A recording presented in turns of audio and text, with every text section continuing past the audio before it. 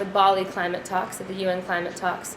I think it's important to note that at the launch of that program, there was protest outside of the discussion led by indigenous groups saying, wait a minute, where did this come from? We haven't been asked about a carbon trading facility around forests. Where's our voice in this process? To the bank's credit, there was then 3 global consultations, which led to other consultations, bringing indigenous groups from different regions together to discuss what this all means. I think it's important to note that those consultations were after the fact of much of the discussion of designing that program. And so again, this brings up the idea of what is consultation, what is participation, when is it important for participation to happen? Since then, the program has moved forward. There are now 37 southern countries who have submitted readiness plans, readiness project idea notes, which is a stage before readiness plans. Again, what we saw with that process is that indigenous people weren't a part of putting together those project idea notes. When the bank was asked about this, they said, well, this was just the beginning, first step of the process. We'll bring in indigenous peoples into the planning part of this.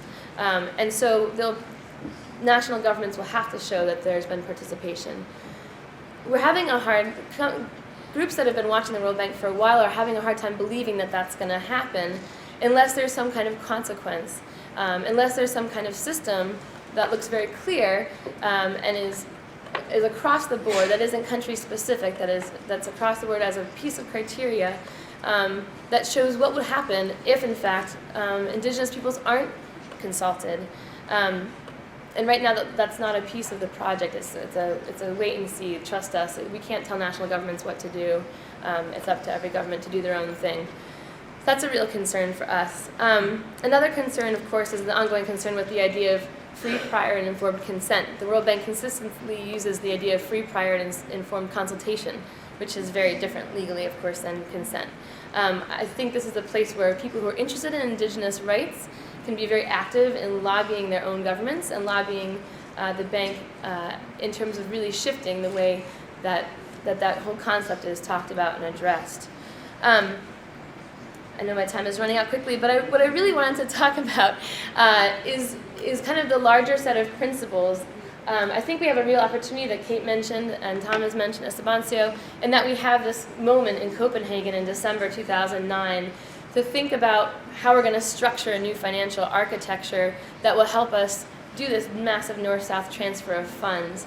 And REDD is clearly right smack in the middle of the table there, and I think that's one of the places where governments are going to get movement in the conversation. So I think it's absolutely critical that the right criteria are set up for any mechanism. And those kinds of criteria are things that people have mentioned here before, but I think bear repeating. And there are a couple that are key that actually we've come to with a group process of about 160 organizations working on a statement to think about what those principles are. And very quickly, they're the idea of predictable, adequate, and timely funding. Carbon markets, of course, have a real hard time with this because we don't know how much the price of carbon is going to be. It depends on market fluctuations. We've seen prices of carbon crash very recently in the European system. Representative governance is critical in any kind of financial mechanism, and that means people being equitably represented, not an equal number of governments from the south and north, but an equitable process. There has to be participation in all stages of the planning and implementation of any kind of financial mechanism. And there has to be a capacity building that's fair, honest, and open in terms of all spectrum of information, not from one perspective or another, but brings all kinds of perspectives to the table to build capacity of local groups, national governments, and international institutions. I think the last 3 that folks came to, many of these ideas are things that everyone talks about, participation and access.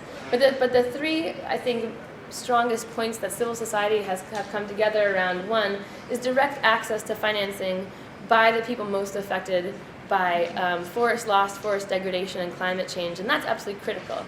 That means not just national governments, who then have to be lobbied and watchdogged, but actually the organizations who represent indigenous peoples and represent local communities.